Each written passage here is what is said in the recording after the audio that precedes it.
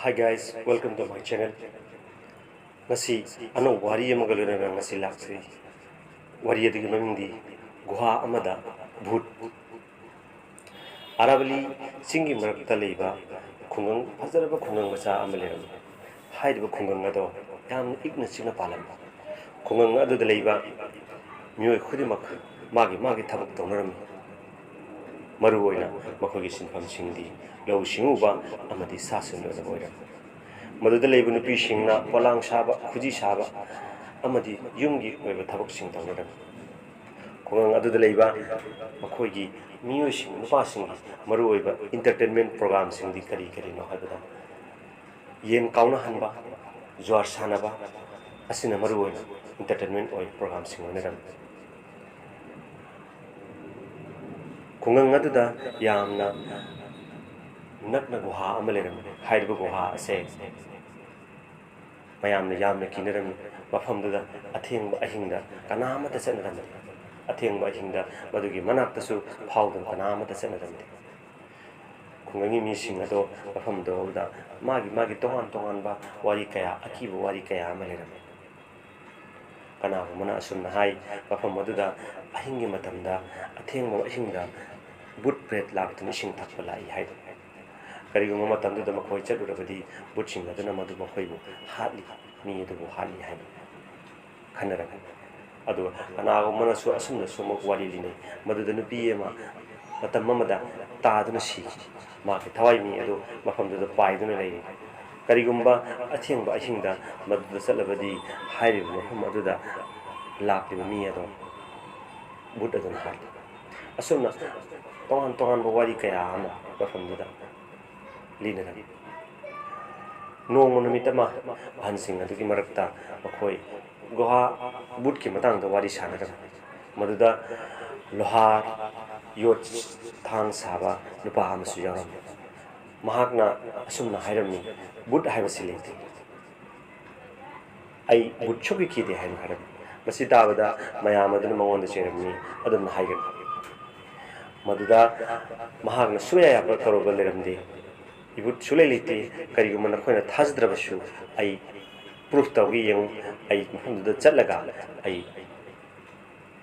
amuk singuna laki mafamduda lakmi tamda khoi matuda thajagani haiduna asumna hairam mayamna thingami adubu nupaduni haba khobo leramdi masamakna chattuna mahaki makhutta singang mapaiduna chatkirami aduga nongalaba matamda lohara digi mahaki asiba hakchang adu guha digi mata manakta taadun leram madu uda aduki matik kina hana digi kiduna leramba guha gi matang da kiramba ado amakasu hena kina haujukti sandhya wai matam oirapu matam da angang nupa nupi punamak thong thingjanduna makhoi thongnaramdi asumna matam kaya haukhra matungda nongma sipayama maki sutini haiduna mayumda laklami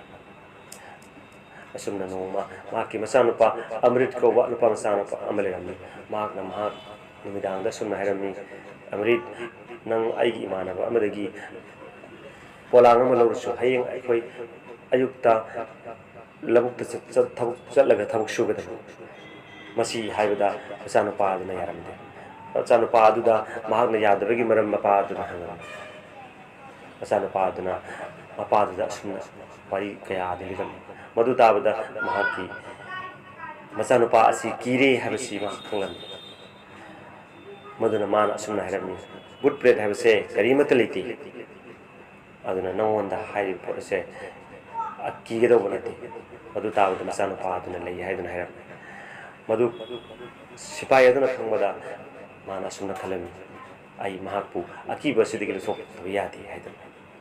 aduna maki masanupa du hai chalo nang ai puna satminaraga mafamdu dai yang hange karimata leiti bud haibasi haidun masanupa adu mana puduna chalam masanupa adu yamna kirami ahan badadi yaram je adu mapana kana hamin badagi chattaba yadu din chalam mapana course ado guha adu manungda kaptuna amasung akoi badуда thanduna yengali karimata leramde si yengu masida karimata leite bud haibasi karimata leibadati padi mutung hektang lairab mutung da akek arau kaya ama khontaram madu tabda angang da padu kimatik kiram ꯃꯗꯨꯗꯒꯤ ꯃꯄꯥꯗꯨꯅ ꯑꯃꯨꯛꯀ ꯍꯜꯂꯒ ꯒꯨꯍꯥ ꯑꯗꯨꯒꯤ ꯃꯅꯨꯡꯗꯨꯗ torch ꯑꯗꯨ ꯊꯥꯟꯕ ꯃꯇꯝꯗ ꯎꯆꯦꯛ ꯀꯌꯥ ꯑꯃ ꯄꯥꯏꯗꯨꯅ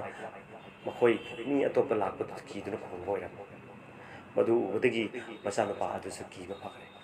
ꯃꯄꯥꯒꯤ ꯈꯨꯠ ꯄꯥꯏꯗꯨꯅ ꯆꯠꯂꯝꯕ ꯃꯍꯥꯛ ꯑꯗꯣ ꯊꯥꯗꯣꯛꯇꯨꯅ ꯆꯠꯄ ꯍꯧꯔꯝꯃꯤ ꯑꯃꯁꯨꯡ ꯃꯗꯨꯗꯒꯤ ꯃꯍꯥꯛꯀꯤ ꯑꯀꯤꯕꯁꯤꯡ ꯑꯗꯨ ꯂꯣꯏꯅ ꯂꯣꯏꯈꯤꯔꯝꯃꯤ ꯑꯁꯨꯝꯅ ꯃꯍꯥꯛꯀꯤ ꯈꯨꯡꯒꯪꯗꯨꯗ ꯂꯩꯕ ꯈꯨꯡꯒꯪꯒꯤ ꯃꯤꯌꯥꯝꯁꯤꯡ ꯑꯗꯨꯁꯨ ꯑꯀꯤꯕ ꯑꯗꯨ ꯍꯟꯊꯈꯤꯗꯨꯅ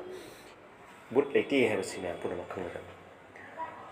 ꯃꯇꯥꯡ ꯑꯁꯤꯅꯤ ꯋꯥꯔꯤ ꯑꯁꯤꯒꯤ ꯑꯔꯣꯏꯕ ꯇꯥꯡꯀꯛ ꯑꯗꯨꯒ ꯃꯈꯥ ꯇꯥꯅ ꯅꯨꯡꯉꯥꯏ ꯅꯨꯡꯉꯥꯏꯕ ꯋꯥꯔꯤ ꯀꯌꯥ ꯑꯃꯒ ꯄꯨꯗꯨꯅ ꯂꯥꯛꯆꯒꯦ ꯆꯦꯅꯦꯜ ꯑꯁꯤꯕꯨ ꯃꯌꯥꯝꯅ ꯁꯕꯁꯀ꯭ꯔꯥꯏꯕ ꯇꯧꯕꯤꯌꯨ thanks for watching like and comment thank you very ꯃꯆ